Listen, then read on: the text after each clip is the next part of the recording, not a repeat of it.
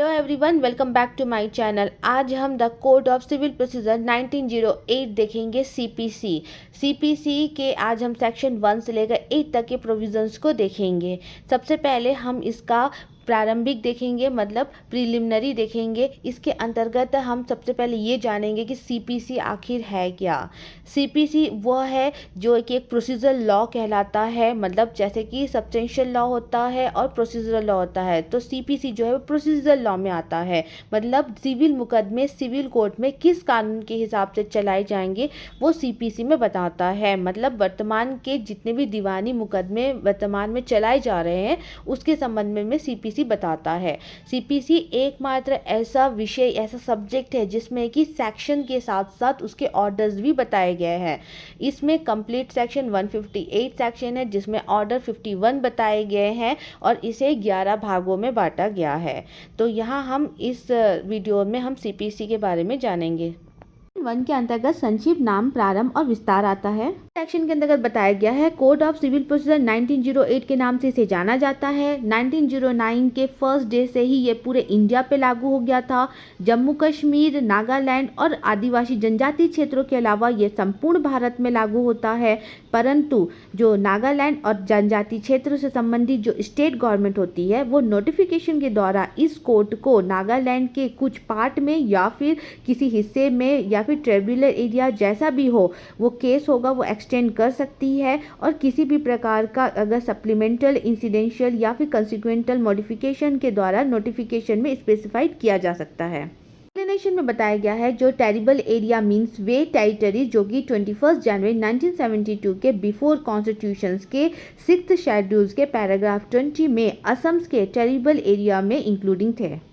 इसमें यह बताया गया है जो भी Amindivi island, east Godavari, west Godavari, Visakhapatnam agency, state of AP and union territory of Lakshadweep के संबंध में उनके साथ ही जो भी Amindivi, state of AP, east Godavari, west Godavari, Visakhapatnam, Lakshadweep agencies और द स्टेट यूनियन टेरिटरी के इस संहिता के फोर्स में होने के रिलेटिंग में प्रवृत्त किसी भी रूल्स और रेगुलेशंस के लागू होने पर नहीं पड़ेगा। देखेंगे डेफिनेशन। इसके अंतर्गत हम 20 डेफिनेशंस को देखेंगे जिसमें कि फर्स्ट डेफिनेशन बताता है संहिता मतलब कोड, जिसके अंतर्गत नियम आते हैं। सेकंड डेफिनेशन के अंतर्गत डिग्री के बारे में बताया गया है। डिग्री सेक्शन 2 के सबसेक्शन 2 के अंतर्गत आता है। डिग्री का मीनिंग है कि एक एजुकेशन की फॉर्मल एक्सप्रेशन जो जहां तक कोर्ट के द्वारा इसमें एक्सप्रेसिंग करने का रिगार्ड्स है सूट 2 के कंट्रोवर्सी के किसी भी एनी मैटर्स के रिगार्ड में पार्टीज के राइट को डिटरमाइन करता है और या फिर प्राइमरी और फाइनल हो सकता है। सेक्शन 144 के अंतर्गत प्लैनेट की रिजेक्शन और एनी क्वेश्चंस का डिटर्मिनेशन शामिल माना जाएगा, बट क्या शामिल नहीं होगा इसके फर्स्ट के अंतर्गत एनी एडजुडिकेशन जिसकी अपील किसी भी ऑर्डर से अपील के रूप में हो सकती है, और बी के अंतर्गत डिफॉल्ट के लिए डिसमिजल का कोई भी ऑर्डर आएगा। इसके एक्सप्लेनेशन में कहा गया है डिक्री तब प्रारंभिक होती है जब वाद के पूर्ण रूप से निपटा दिए जा सकने से पहले आगे का कोई भी प्रोसीडिंग की जानी है तब वह फाइनल होती है जब ऐसा कोई भी एडजुडिकेशन सूट को कंप्लीटली रूप से डिस्पोज देता है तब वह किसी भी उसके पार्ट का प्रारंभिक या फिर किसी भी उसके पार्ट का फाइनल हो सकता है। थर्ड में आता है डिक्री होल्डर से ऐसा कोई पर्सन अभिप्रेत है जिसके फेवर में कोई भी डिक्री अगर पास की गई है या फिर कोई भी डिक्री जो है वो एग्जीक्यूशन या फिर कैपेबल ऑर्डर किया गया है। फोर्थ डेफिनेशन के अंतर्गत हम डिस्ट्रिक्ट मतलब जिला को देखेंगे। इसके अंतर्गत जिला से आरंभिक अधिकारिता वाले प्रथम सिविल न्यायालय की अधिकारिता की स्थानीय सीमाएं अभिप्रेत है। इसके अंतर्गत उच्च न्यायालय की मामूली आरंभिक सिविल अधिकारिता वाले स्थानीय सीमाएं आती है। डेफिनेशन के अंतर्गत विदेशी न्यायालय मतलब फॉरेन कोर्ट से ऐसा न्यायालय अभिप्रेत है जो कि भारत के बाहर स्थित है और केंद्रीय सरकार के पदाधिकार से ना तो स्थापित किया गया है और ना चालू रखा गया है। इस डेफिनेशन के अंतर्गत विदेशी निर्णय मतलब फॉरेन जजमेंट से संबंध में है। इसके अंतर्गत किसी विदेशी न्यायालय का निर्णय अभिप्रेत है। 7 डेफिनेशन के अंतर्गत सरकारी प्लीडर। इसके अंतर्गत ऐसा कोई अधिकारी आता है जो कि सरकारी प्लीडर पर इस संहिता के द्वारा अभिव्यक्त रूप से अधिरोपित कृत्य या फिर उनमें से किन्हीं का पालन करने के लिए राज्य सरकार के द्वारा नियुक्त किया गया है। और ऐसा कोई भी प्लीडर आता है जो कि सरकारी प्लीडर्स के निर्देशनों के अधीन कार्य करता है। 7 डेफिनेशन के ए के अंतर्गत अंडमान और निकोबार द्वीप के संबंध में हाई कोर्ट से कलकत्ता हाई कोर्ट जो अभिप्रेत है। सेवन डेफिनेशन के बी के अंतर्गत सेक्शन 129, 43, 44, 44A, 78, 79, 82, 83 और 87A के सिवाय भारत से जम्मू कश्मीर और राज्य के सिवाय भारत का राज्य क्षेत्र अभिप्रेत है। इस डेफिनेशन के अंतर्गत जज से सिविल कोर्ट का कोई भी प्रिसाइडिंग ऑफिसर अभिप्रेत है। डेफिनेशन के अंतर्गत जजमेंट मतलब निर्णय से अभिप्राय न्यायाधीश द्वारा डिक्री या फिर आदेशों के आधारों का कथन अभिप्रेत है। डेफिनेशन के अंतर्गत निर्णित ऋणित मतलब जजमेंट डेबिटर से मतलब वो व्यक्ति अभिप्रेत है जिसके विरुद्ध में कोई भी डिक्री अगर पास की गई है या फिर एग्जीक्यूशंस या फिर कैपेबल ऑर्डर किया गया है। 11 डेफिनेशन के अंतर्गत लीगल रिप्रेजेंटेटिव मतलब विधिक प्रतिनिधि आते हैं। इसमें वे व्यक्ति अभिप्रेत है जो कि मृतक की संपदा का विधि की दृष्टि से प्रतिनिधित्व करता है और इसके अंतर्गत कोई ऐसा व्यक्ति आता है जो कि मृतक की संपदा में दखल अंदाजी करता है और जहां कोई पक्षकार प्रतिनिधि रूप में वाद लाया है या जहां पर किसी पक्षकार पर प्रतिनिधि रूप में वाद लाया जाता है वहां उस पर्सन के अंतर्गत आता है कि वह संपदा पर उस पक्षकार के मानने का न्यायगत होती है। तो इस प्रकार से अगर वाद लाया है या फिर जिस पर इस प्रकार का वाद लाया गया है।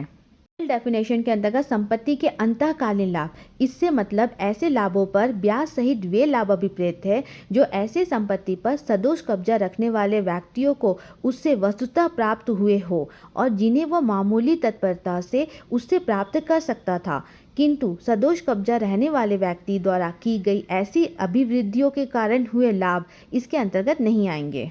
डेफिनेशन के अंतर्गत जंगम संपत्ति मतलब मूवेबल प्रॉपर्टी, इसके अंतर्गत उगती हुई फसलें आती है। 14 डेफिनेशन के अंतर्गत ऑर्डर से अभिप्राय है कि ऐसे सिविल न्यायालय के किसी भी विनिश्चय के प्रारूपिक अभिव्यक्ति अभिप्रेत है जो कि डिक्री नहीं है।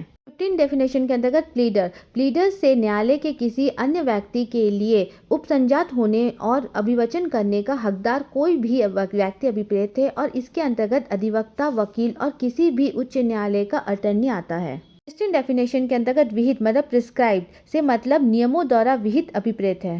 17 के अंतर्गत लोक अधिकारी मतलब पब्लिक ऑफिसर से संबंधित वे व्यक्ति अभिप्रेत है जो कि निम्नलिखित वर्णनों में से किसी भी वर्णन के अधीन आता है। सबसे पहले तो फर्स्ट के अंतर्गत हर न्यायाधीश, सेकंड के अंतर्गत अखिल भारतीय सेवा का हर सदस्य, थर्ड के अंतर्गत सेना की संघ, नौसेना या वायुसेना का हर आयुक्त ऑफिसर्स या फिर राजपत्रिका ऑफिसर जब तक कि वह सरकार के अधीन सेवा कर रहा है। फोर्थ के अंतर्गत न्यायालय का हर अधिकारी जिसका कि ऐसे अधिकारी के नाते यह कर्तव्य है कि वह विधि या फिर तथ्य के किसी भी मामले में अन्वेषण या रिपोर्ट करे या कोई दस्तावेज बनाए या अधिप्रमाणित करे या रखे या किसी भी संपत्ति का भार संभाले या फिर उस संपत्ति का व्ययन करे या किसी भी न्यायिक आदेशिका का निष्पादन करे या फिर शपथ ग्रहण कराए या फिर निर्वाचन कराए या न्यायालय में व्यवस्था बनाए रखे या हर व्यक्ति को ऐसे कर्तव्यों में से किन्हीं का पालन करने का प्राधिकारी न्यायालय के द्वारा विशेष रूप से दिया गया है। इसके 5 के अंतर्गत हर व्यक्ति जो किसी ऐसे पद का धारण करता है जिसके आधार पर वह किसी व्यक्ति को परिरोध में रखने के लिए सशक्त है। इसके 6 के आधार पर सरकार का हर अधिकारी जिसका ऐसे अधिकारी के नाते यह कर्तव्य है कि वह अपराधों का निवारण करे और अपराधों की इत्तिला दे और अपराधियों को न्याय के लिए उपस्थित करे और लोगों के स्वास्थ्य और क्षेम या सुविधा की संरक्षा करे। इसके 7 के अंतर्गत हर अधिकारी जिसका ऐसे अधिकारी के नाते यह कर्तव्य है कि वह सरकार की ओर से किसी संपत्ति को ग्रहण करे, प्राप्त करे, रखे या व्यय करे या सरकार की ओर से कोई भी सर्वेक्षण, निर्धारण या फिर संविदा करे या किसी राजस्व आदेशिका का निष्पादन करे या सरकार के धन संबंधित हितों पर प्रभाव डालने वाले किसी मामले में अन्वेषण या रिपोर्ट करे या सरकार के धन संबंधित हितों से संबंधित किसी भी दस्तावेज को बनाए, अधिप्रमाणित करे या रखे या सरकार के धन संबंधित हितों के संरक्षण के लिए किसी विधि के व्यतिक्रम को रोके। इसके 8 के अंतर्गत हर अधिकारी जो सरकार की सेवा में है उससे वेतन प्राप्त करता है या किसी भी लोक कर्तव्य के पालन के लिए फीस या फिर कमीशन के रूप में पारिश्रमिक पाता है। इसके 18 डेफिनेशन के अंतर्गत रूल से मतलब नियम से ऐसे प्रथम अनुसूची में अंतर विशिष्ट अथवा सेक्शन 122 और सेक्शन 125 के अधीन निर्मित नियम और प्रारूप अभिप्रेत है। 19 डेफिनेशन के अंतर्गत शेयर इन अ कॉर्पोरेशन मतलब निगम अंश के संबंध में है। इसके बारे में समझाया गया है कि इसके अंतर्गत स्टॉक डिबेंचर या फिर बंधक पत्र आते हैं। 20 डेफिनेशन के अंतर्गत साइंड मतलब हस्ताक्षरित, इसके अंतर्गत निर्णय या फिर डिक्री की दशा के सिवाय हस्ताक्षरित के अंतर्गत स्टैंपित आता है। सेक्शन 3 न्यायालयों की अधीनस्था। इस सेक्शन के अंतर्गत इस संहिता के प्रयोजन के लिए डिस्ट्रिक्ट कोर्ट हाई कोर्ट के सबऑर्डिनेट है और डिस्ट्रिक्ट कोर्ट के ग्रेड इंफेरियर का हर एक civil court, small causes court, high court और डिस्ट्रिक्ट कोर्ट के सबऑर्डिनेट है। नेक्स्ट सेक्शन 4 व्यावृत्तियां मतलब सेविंग। इसके सबसेक्शन 1 के अंतर्गत इसके प्रतिकूल किसी भी विनिर्दिष्ट उपबंध के अभाव में इस संहिता की किसी भी बात के बारे में यह नहीं समझा जाएगा कि वह किसी विशेष या फिर स्थानीय विधि को जो अप्रवृत्त है या फिर तत्समय प्रवृत्त किसी भी अन्य विधि द्वारा या उसके अधीन प्रवृत्त किसी विशेष अधिकारिता या शक्ति को या फिर विहित प्रक्रिया के किसी विशेष रूप को परिसीमित करती है या उस पर अन्यथा प्रभाव डालती है। सबसेक्शन 2 के अंतर्गत विशिष्टिया और सबसेक्शन 1 के अंतर विशिष्ट प्रतिपादन की व्यापकता पर प्रतिकूल प्रभाव डाले बिना इस संहिता के किसी भी बात के बारे में यह नहीं समझा जाएगा कि वह किसी ऐसे उपचार को परिसीमित करती है या उस पर अन्यथा प्रभाव डालती है जिसे कि भूधारक या फिर भूस्वामी मतलब लैंड होल्डर या फिर लैंडलॉर्ड, कृषि भूमि मतलब एग्रीकल्चर्स के भाटक की वसूली मतलब रिकवरी ऑफ रेंट से ऐसे भूमि की उपज से करने के लिए तत्समय प्रवृत्त किसी भी विधि के अधीन रखता है। सेक्शन 5 संहिता का राजस्व न्यायालयों को लागू होना। इसके सबसेक्शन 1 के अंतर्गत जहां कोई भी रेवेन्यू कोर्ट प्रक्रिया संबंधित ऐसी बातों में जिन पर ऐसे न्यायालयों को लागू कोई भी विशेष अधिनियमित अगर साइलेंट है तो इस संहिता के उपबंधों द्वारा शासित है, वहां राज्य सरकार नोटिफिकेशन द्वारा यह घोषणा कर सकती है कि वह उन उपबंधों के कोई भी प्रभाग को जो इस संहिता द्वारा अभिव्यक्त रूप से लागू नहीं किए गए हैं उन कोर्टों को लागू नहीं होंगे या उन्हें केवल उन्हें उपरांतों के साथ ही लागू होंगे जैसा कि स्टेट गवर्नमेंट विहित करे। सेक्शन 2 के अंतर्गत सबसेक्शन 1 में रेवेन्यू कोर्ट से ऐसा कोर्ट अभिप्रेत है जो कि कृषि प्रयोजनों के लिए प्रयुक्त भूमि के भाटक, राजस्व या लाभों से संबंधित वादों या फिर अन्य कार्यवाहियों को ग्रहण करने की अधिकारिता किसी स्थानीय विधि के अधीन रखता है, किंतु ऐसे विवादों और ऐसे कार्यवाहियों का विचारण सिविल प्रक्रिया के वादों या फिर कार्यवाहियों के रूप में करने के लिए इस संहिता के अधीन जो भी आरंभिक अधिकारिता रखने वाला जो सिविल कोर्ट के अंतर्गत नहीं आता है।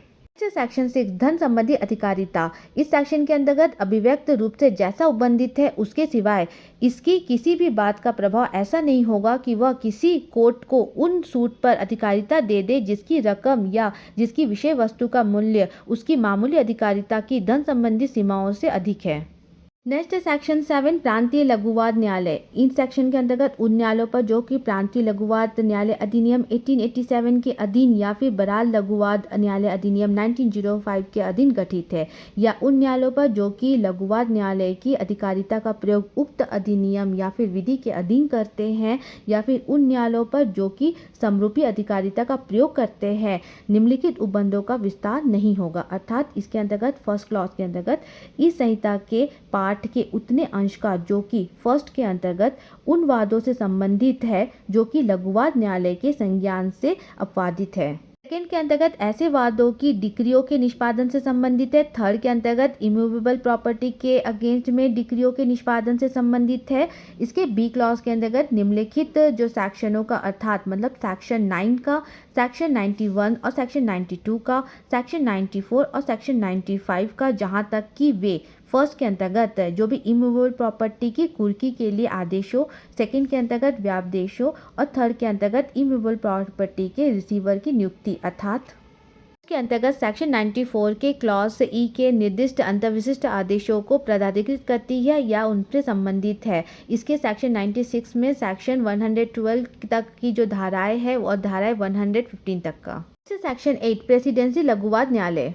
सेक्शन के अंतर्गत सेक्शन 24, 38 से सेक्शन 41 तक के जो सेक्शंस है उसमें सेक्शन 75 के जो क्लॉज ए, बी और सी और सेक्शन 76, सेक्शन 77, सेक्शन 157 और सेक्शन 158 में जो भी प्रेसिडेंसी लघुवाद न्यायालय अधिनियम 1882 द्वारा उपबंधित के सिवाय इस संहिता के पाठ के उपबंधों का विस्तार कोलकाता, मद्रास और मुंबई के नगरों में स्थापित किसी भी लघुवाद न्यायालय में किसी भी वाद या फिर कार्यवाही पर नहीं होगा। प्रोवाइजो के अंतर्गत फर्स्ट के अंतर्गत यथास्थिति फोर्ट विलियम मद्रास और मुंबई के हाई कोर्ट समय समय पर राजपत्र में नोटिफिकेशन द्वारा निर्देश दे सकेंगे कि ऐसे किन्हीं भी उपबंधों का विस्तार जो प्रेसिडेंसी लघुवात न्यायालय अधिनियम 1882 के अभिव्यक्त उपबंधों से असंगत ना हो और ऐसे उपरांतों और अनुकूलनों सहित जो कि अधिसूचना में विनिर्दिष्ट किए जाएंगे ऐसे न्यायालयों के वादों या फिर कार्यवाहियों पर या वादों या फिर कार्यवाहियों की किसी भी वर्ग पर होगा। सेकंड के अंतर्गत जो हाई कोर्ट में से किसी के भी द्वारा प्रेसिडेंसी लघुवाद न्यायालय अधिनियम 1882 का जो सेक्शन 9 के अधीन इससे पहले बनाए गए सभी नियम विधि मान्य बनाए गए समझे जाएंगे। के साथ ही हमारा प्रारंभिक मतलब प्रिलिमिनरी पोर्शन यहीं पर समाप्त होता है। इसे हमने बेयर एक्ट की लैंग्वेज में ही पढ़ा है क्योंकि इसमें डेफिनेशन दिए गए हैं जिसे कि हम अपने लैंग्वेज में नहीं लिख सकते हैं। जो भी बेयर एक्ट की लैंग्वेज होगी वही यहाँ फॉलो करनी होगी। आई होप कि आपको समझ में आया होगा। Thank you so much. अगर आपने मेरे चैनल को लाइक शेयर सब्सक्राइब नहीं किया है तो प्लीज़ लाइक शेयर सब्सक्राइब कर लीजिए ताकि मैं आपके लिए और भी नए वीडियो बनाती रहूँ। Thank you.